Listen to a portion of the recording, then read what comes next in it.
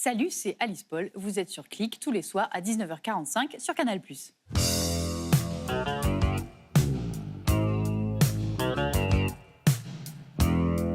Je voulais être artiste, je voulais pas être actrice. Je voulais raconter des histoires. Elle crèche cité Lénine, une banlieue ordinaire. Comme une étape pour moi de me dire, ça y est, c'est mon métier. Voilà. Alors ça déjà, il y a quelque chose qui s'est relâché. Ça ferait mieux sur les cartes de visite qu'elle utilise jamais. Ça mettrait du ciel bleu sur les... Pour moi, les mots sont insuffisants. J'ai besoin d'incarnation. Une occasion. C'est aussi le plaisir de pouvoir interpréter des gens différents, qui ont des métiers différents. Voilà, je suis très heureuse de ça et de travailler avec des metteurs en scène aussi qui n'ont pas la même façon de voir les choses. Et voilà. Comme un graffiti. Toutes celles qui un jour ont donné l'espoir à une petite fille d'atteindre les étoiles. Justement, je me disais qu'il me manquait un beau coup de pelle pour finir la journée.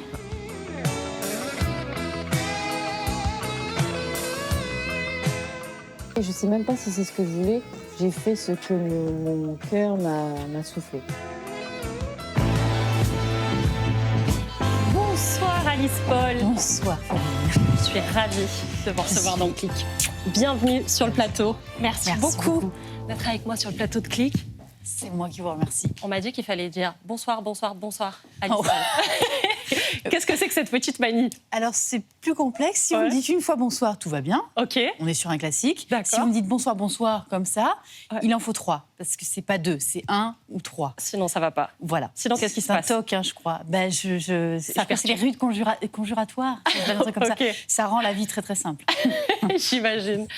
Vous êtes rentrée sur la musique de Renaud, Banlieue Rouge. J'ai entendu que c'était votre chanson préférée. C'est vrai, vous êtes bien renseignée. Alors, toutes les chansons de Renaud sont mes préférées, me suivent depuis que j'ai 4 ans, même quand je ne comprenais pas toutes les paroles. Et celle-là est une chanson qui...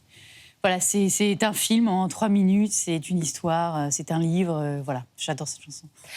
Vous dites, et on l'a entendu dans le magnéto, que vous êtes artiste plutôt qu'actrice. Pourquoi cette nuance, elle est importante? J'ai l'impression que, oui, qu'artiste, il y a quelque chose peut-être de plus global. Il y a un état d'être. Il n'y a pas juste de faire, il n'y a pas juste d'être choisi, d'être pas choisi, de prouver, de faire une performance. Il y a un état de vie qui est permanent. Voilà. Alice, vous avez joué dans 27 films. On va y revenir, mais vous êtes autrice. Et aujourd'hui, c'est pour ça que vous êtes là. Vous avez sorti votre premier roman, Coup de pelle. Ça, c'était l'an dernier. Vous étiez venue en parler sur le plateau de Click. Et là, c'est la suite, ou presque. Ça s'appelle En eau vive. C'est encore aux éditions Robert Laffont. Et En eau vive, on retrouve Charlie, votre commissaire, qui, moi, je trouve, vous ressemble beaucoup. On retrouve votre style, votre espièglerie. On retrouve beaucoup de choses. Et là, cette fois, Alice... Charlie part sur les pas d'une disparue. C'est ça, l'histoire, le pitch? Tout à fait. Ben, on repart effectivement avec la même héroïne. Les lectrices, les lecteurs me demandaient des nouvelles, donc j'en donne. Elle est toujours avec son chien, avec Clint. Et c'est une disparition. Tout le monde a l'air de prendre ça un peu pas à la légère, mais en tout cas, il n'y a rien de très inquiétant au début. Puis elle, évidemment, elle est persuadée que c'est inquiétant parce que de toute façon, Charlie pense toujours au pire. Tout est inquiétant pour elle. Tout est dangereux, tout risque de nous péter à la gueule tout le temps. Donc, comme elle est à l'affût, elle s'imagine que c'est très grave. Et évidemment, elle va rentrer encore une fois dans des méandres, dans des psychologies extrêmement complexes. Voilà. Et on retrouve ce qui, pour moi, avait fait vraiment la magie du premier, c'est-à-dire, évidemment, ce ton, ces images qui vous sont propres, qui sont singulières. Vraiment, c'est du Alice Paul tout craché. On a l'impression de vous retrouver à chaque ligne. Mais il y a aussi une vraie énergie et surtout du travail. J'ai trouvé que, vraiment, dans le tissage de la narration, il y avait un vrai travail d'autrice de polar. Pourquoi le polar, c'est votre genre de prédilection? Déjà, je vous remercie. Et deuxièmement... Je ne sais pas. Très honnêtement, je ne sais pas. C'est mon genre de prédilection. Disons que je me mets toujours à la place du lecteur, des lectrices, et j'imagine toujours que ça doit être agréable à lire et qu'on doit avoir envie de trouver une solution, qu'on doit avoir envie d'avancer avec le personnage. Et je crois que c'est ça qui me plaît dans le fait d'écrire du polar, de semer, voilà, avec les apparences, avec toutes sortes de contre-vérités. Et ça m'amuse. C'est comme c'est une énigme. Et donc, je m'amuse à le faire et à imaginer les gens qui vont penser à telle chose et qui vont délier tel fil, voilà. Et avec beaucoup de psychologie, beaucoup d'empathie aussi, c'est ça qui fait la différence. C'est pas toujours le cas dans l'écriture polar. Donc là, vraiment, on est vraiment en pleine immersion avec Charlie. Et l'écriture, Alice, elle a toujours fait partie de votre vie. J'ai cru comprendre que vous aviez commencé très tôt, qu'à 13-14 ans, déjà, vous écriviez de la poésie. Oui, alors c'était vraiment pas d'un très haut niveau. Je préfère être honnête, j'ai retrouvé mon Vous carnet êtes intime. un peu dur avec vous, peut-être aussi. Alors là, vraiment, je crois que je suis honnête. Ouais. C'est vraiment pas super. J'en ai écrit un qui s'appelle L'école à ma façon. Voilà. Ah, Faut que ce soit ça l'école. peut faire un peu un je sais pas. titre de chanson de Renaud, non? Oui, mais je crois que le niveau n'est pas encore là, en tout cas. Mais oui, j'ai toujours écrit, j'ai toujours aimé les mots. J'aimais pas l'école, mais j'aime que le mot soit précis. La langue française est d'une richesse, comme chacun sait, extraordinaire. Et cette précision-là me plaît, car j'aime les choses précises. Et malaxer les mots, et écrire et partir dans son imaginaire, on peut être n'importe où, dans n'importe quelle vie. C'est sans limite, et notamment dans le roman. C'est ça qui me plaît et qui me donne des ailes, même les moments plus difficiles. Vous avez aussi écrit du théâtre à 19 ans. Oui. Vous avez même réussi à monter une pièce, partir en tournée. Est-ce que vous avez des auteurs comme ça qui accompagnent vos plages d'écriture? Alors, j'ai des tas d'auteurs que j'aime énormément. Et à la fois, alors, ces derniers jours, je me suis beaucoup remise à lire des grands classiques parce que j'avais envie de retrouver ça. Vous savez, comme aller. Mais j'ai relu des Flaubert, des Balzac. Je me suis dit, mais c'est quand même extraordinaire. Et après, je lis aussi des choses très contemporaines. J'ai lu le vôtre que j'ai adoré. C'est gentil. Voilà, je vous l'ai dit. J'ai aussi besoin de lire des choses qui sont radicalement opposées aux univers dans lesquels je pourrais, moi, m'immerger. Voilà, c'est important, même la littérature étrangère, des choses pas forcément attendues. Voilà. Alice, vous êtes née à La Réunion, mais vous avez grandi à Marseille, bébé. Ouais. C'est là que vous avez passé la plus grande partie de votre enfance. Ouais. Et il y a quelques semaines, la ville, elle accueillait la flamme olympique. Il y a eu pas mal de polémiques. Je voulais qu'on regarde ensemble les images. C'est Jules qui a allumé le chaudron de la flamme olympique. Qu'est-ce que ça vous a fait de voir votre ville de cœur comme ça animer et accueillir la flamme? Alors, j'ai regardé. Ouais. Et Qu'est-ce que vous en avez pensé? Je me suis dit, cette ville est extraordinaire. Et c'est vrai, il faut être honnête, qu'elle n'a pas été souvent mise en valeur. C'est vrai. Et j'étais franchement très heureuse pour les gens qui étaient interrogés, évidemment, pour les artistes, pour les sportifs, pour qui j'ai beaucoup d'admiration, mais aussi pour cette ferveur marseillaise. Les gens étaient tous « pour une fois, on vient nous demander, et puis on vient nous poser des questions, et puis on nous calcule, comme on dit à Marseille. » Et c'est vrai qu'à Marseille, on n'est pas toujours calculé. C'est vrai, pas assez. Et je trouvais ça, c'était bien de faire ça. Je trouve qu'ils ont eu raison de le faire. Alice, ça ne s'arrête pas là. Vous êtes fan de Marseille, mais vous êtes surtout fan de l'OM. Et oui, de l'Olympique de Marseille. Il y a tout un tas de rumeurs qui courent autour de ça, comme quoi vous dormiriez avec un maillot de l'OM. Vous êtes une fan de Papin, vous êtes une fan de Basile Boli. Oui, j'avais les albums Panini, vous Okay. savez, quand j'étais petite. Ouais. Voilà. Et en fait, Papin, c'est quand je tournais avec Danny, il a eu la gentillesse de demander, c'est vrai que j'étais fan. Danny Boone, ouais. De Danny Boone qui fasse que Papin fasse un autographe parce qu'il est copain avec lui. Et donc, il m'a donné le maillot. Et donc, dès que j'ai quelque chose qui me fait très, très peur le lendemain, très souvent, je dors avec le maillot pour que ça me porte bonheur. C'est encore une petite superstition. Ah oui, non, mais j'en ai, c'est affreux. Okay. Je ne peux pas toutes vous les donner. Et ça va, ça vous gâche pas trop la vie? Ça prend beaucoup de temps. Ouais. Mais ça a toujours été me là? déconcentre. Ah, toujours. Depuis que je suis enfant, j'arrive pas à me concentrer sur une idée à la fois et c'est très complexe. La révélation, Alice, elle arrive avec les cours de théâtre quand vous avez 14-15 ans. Oui, c'est ça? Tout à fait. Là, vous vous rendez compte que l'école, c'est pas forcément votre truc, mais que vous arrivez à vous évader par le théâtre. Vous commencez par passer des castings un peu dans le dos de vos parents, de ce que j'ai compris. Vous arrivez très jeune à Paris, vous faites pas mal de pubs, de séries. Et alors là, j'ai découvert un truc improbable. Vous avez même failli être Miss Météo. Ah oui. Avec une rencontre assez inattendue, on en parlera plus tard. Mais comment ça se passe, cette période où vous débarquez à Paris? Franchement, ça se passe mal. Ah ouais. Ah ouais, c'est la caricature de la provinciale qui arrive à Paris. Donc je suis un peu serveuse, un peu vendeuse, je fais tout mal. J'ai aucune vie sociale, j'ai un agenda qui est vide. Il n'y a rien dedans, mais rien. Il y a refaire permis, parce que j'avais perdu mon permis. D'ailleurs, je l'ai reperdu, il faut que je m'en occupe. Je viens de me...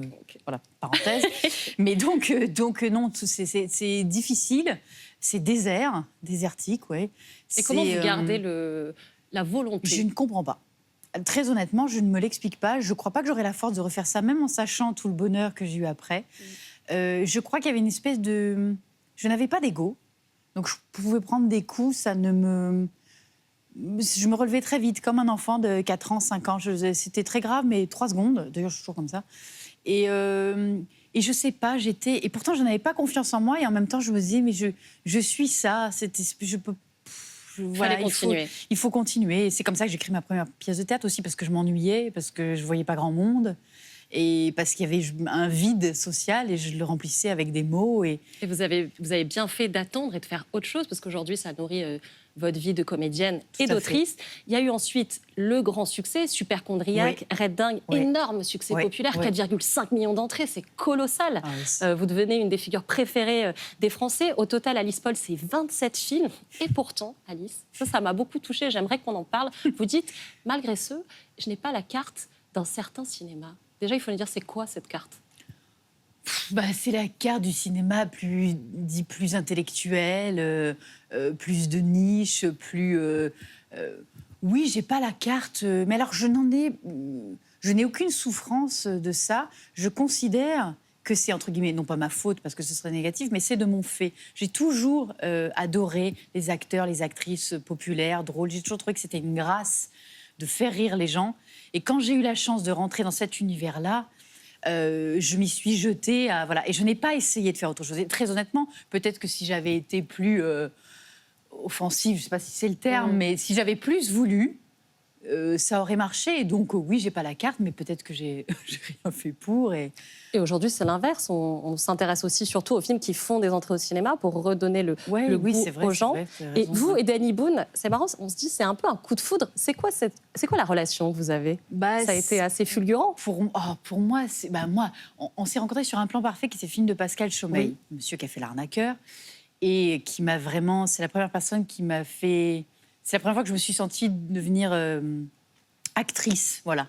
Dans ses yeux à lui, j'étais drôle, chouette, originale, et voilà. Et en fait, on tournait dans Un plan parfait, mais on n'avait pas de scène ensemble. Moi, j'avais beaucoup de scènes avec Diane Kruger, qui a été adorable aussi. Et c'est quand Danny a vu le film, il a dit, mais elle est super, il faudrait que je la voie, on essaie, etc. Et Pascal, qui m'adorait, a dit, il faut que tu la prennes, elle est géniale. Mais Danny trouvait que j'étais un peu trop jeune pour le rôle. Donc on a fait des essais. Après, ils sont venus me voir au théâtre et c'est ce qui a tout déclenché.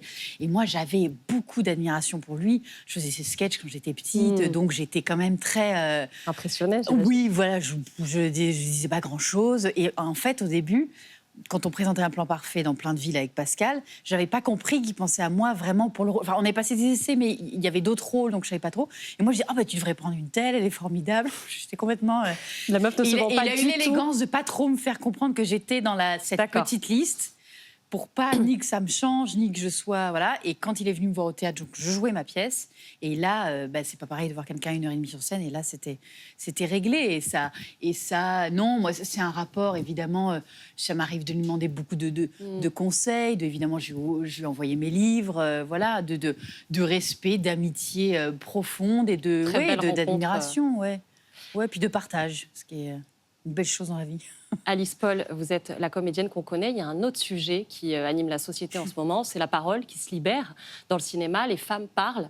Et sur notre plateau, on a reçu Juliette Binoche. Elle était venue nous parler de son expérience souvent, parfois malheureuse. Je voulais qu'on l'écoute ensemble et qu'on s'en reparle après. Ouais.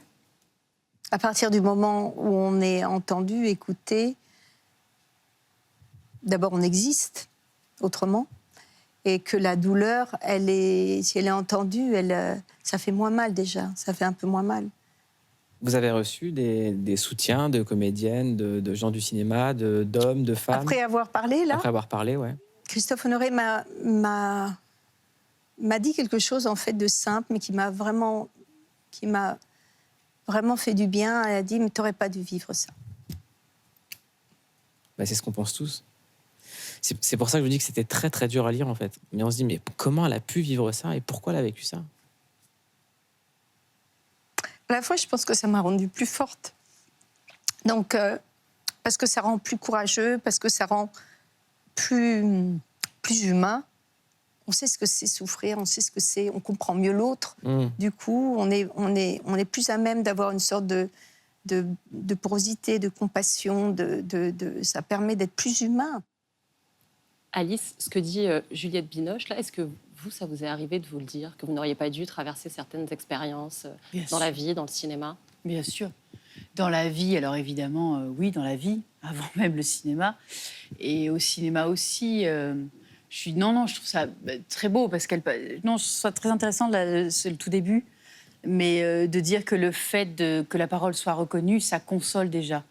Et ça, c'est vrai que le non-dit, et c'est vrai que nous sommes dans une société, dans un monde, et aussi dans un milieu où certaines choses ne sont pas bonnes à dire et où c'est un peu marche ou crève. Il y a quand même ça. Le monde entier est comme ça. Après, moi, j'ai toujours ce truc-là. Je me dis, mais parfois, j'ai vu des choses très dures dans mon métier et voilà. Et à la fois, évidemment, quand tu élargis le prisme et que tu vois le monde fonctionne comme ça, donc c'est ça qui me décourage un peu. C'est que je me dis par quel morceau on attrape les choses, par quelle boule prendre. Voilà.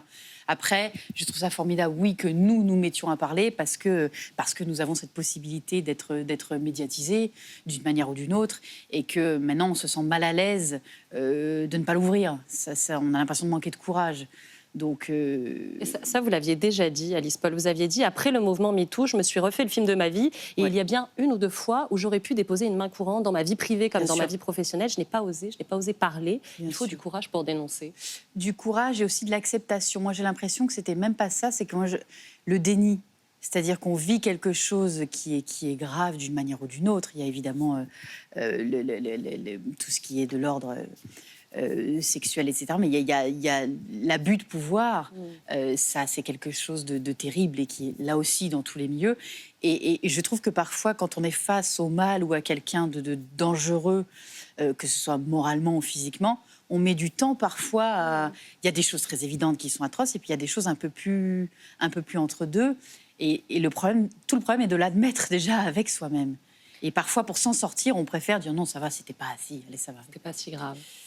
Et ça, moi, ce qui me console, c'est de me dire, maintenant, les gamines de maintenant, qui arrivent à Paris à 18 ans, ce que vous voulez, elles savent que ça existe et elles connaîtront mieux les limites que ce que nous, on connaissait, je pense.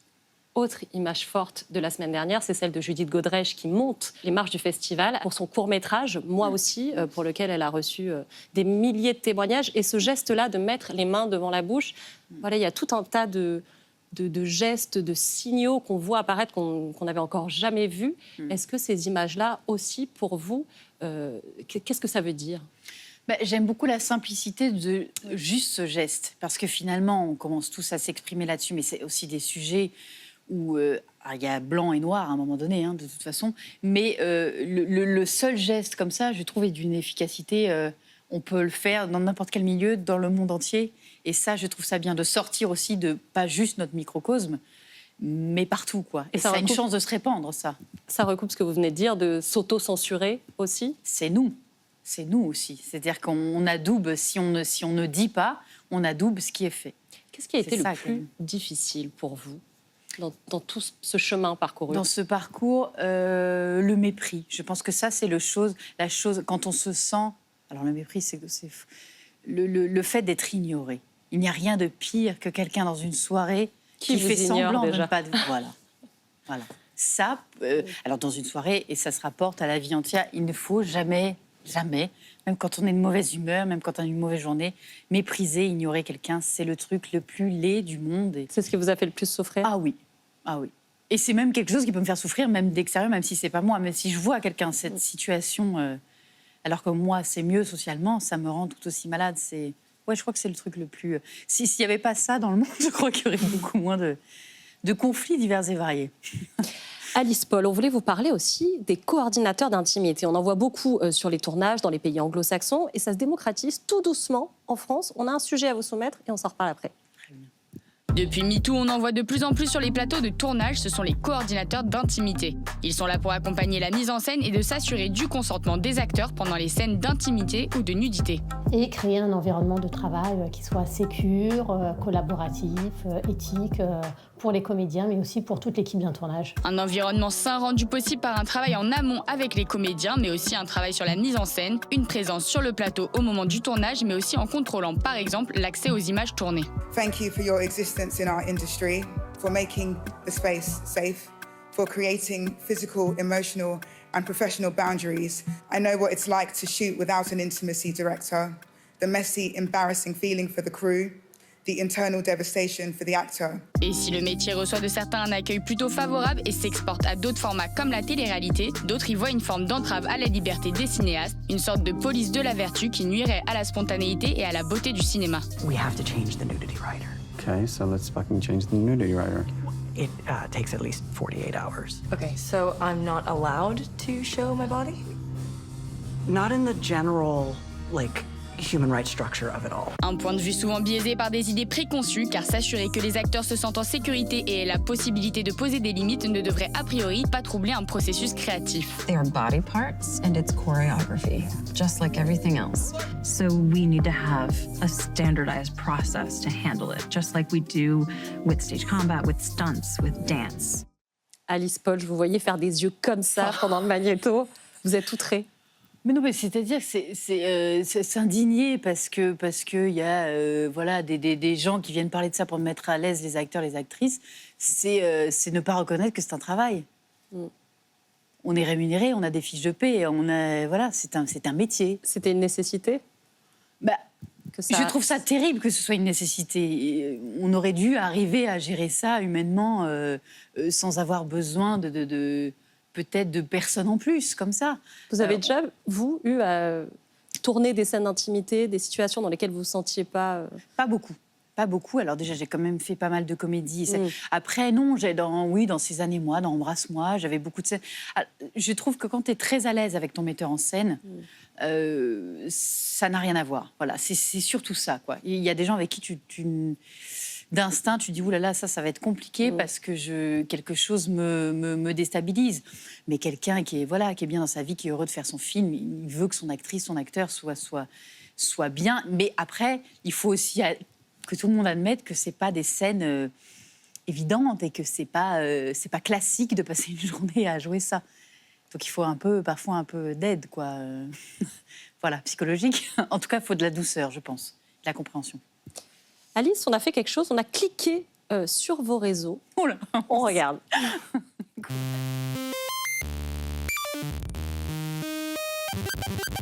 On a cliqué sur vous, Alice Paul. Aider Alice dans le cinéma français, il y en a autant qu'il y a de Parisiens au but de Chaumont lors du premier rayon de soleil. Ok, ciao, ciao, ciao.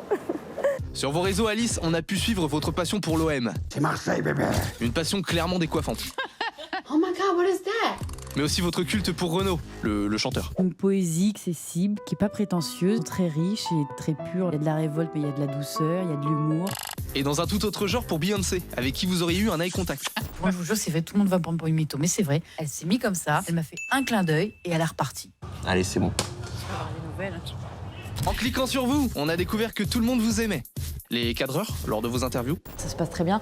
Après, il est venu me voir au théâtre. Qu'est-ce que je jouais. Vos partenaires de jeu, qui vous nourrissent pendant les interviews. Les ch'tis, c'était effectivement, même si c'était la première fois qu'on travaillait ensemble, on a eu le temps de comprendre. Un côté bonne copine, qui assure la promo de ses films, même quand c'est bien laborieux. Alors, c'est bon? Oui, alors oui. Alors, expliquez-nous, Camille. Allez, bonne soirée. Mais désormais, c'est Alice Paul, la romancière, que l'on reçoit. Une autrice dont le style est apprécié de tous, avec des commentaires originaux. Fonctionnel, pratique à utiliser, très simple. Forcément, ça va nous donner envie de dévorer en eau vive cet été. Pépouze dans un hamac. C'est quoi cette rencontre avec Beyoncé? Alors, ça sort d'où? Mais comme vous l'avez dit, j'ai failli être Miss Météo, figurez-vous, donc sur Canal. On n'était plus que deux. On aurait adoré. Ah bah, c'était... Donc voilà, j'étais dans un état de stress, je peux même pas vous dire. Enfin, je récupère une robe qui était un peu trop serrée. Enfin bon, bref, rien ne va. Je sens que c'est compliqué. Donc j'ai mon sketch, j'ai tout. Et donc je suis dans la loge, porte ouverte. On a fini de me maquiller, j'attends un peu, je suis pas très à l'aise.